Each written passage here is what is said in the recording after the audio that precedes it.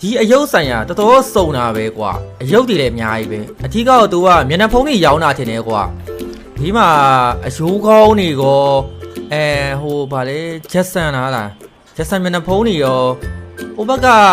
မြောက်စလိတ်တောက်တာဟာဘလူးမျက်နှာဖုံးတွေရောဝက်မျက်နှာဖုံးတွေရောဟိရောင်ကြီးအစုံပဲကွာဟိုမက္ဆီကန်မျက်နှာဖုံးတွေရောဟာအများကြီးပဲကွာအုတ်ထုတ်တွေလည်းအများကြီးပဲဟိရောင်ဘို့မင်းဘာယူมาလဲကွာဘယ်မျက်နှာဖုံးယူมาလဲငါတို့ပြီးရင်ဦးလေးတို့မရင်သွားရအောင်မယ်အဲ့ဒါအမြန်ရွေးပြီးတော့သွားမယ်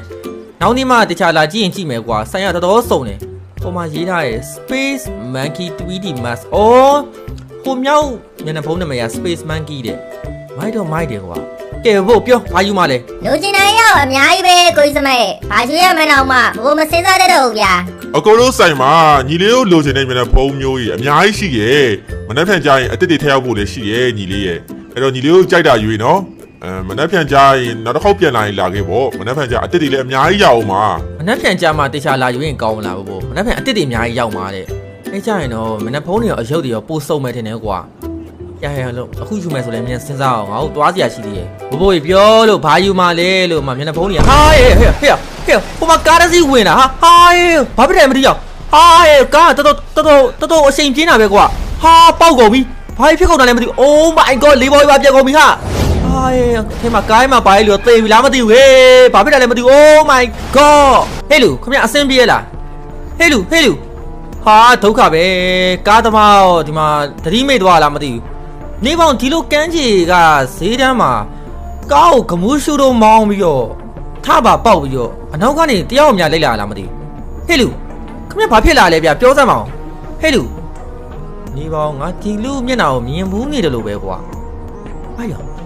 ဒါ007 James Bond မလားကွာဟာဟဲ့ James Bond ဟာချပါအောင်ဗျဟဲ့လူ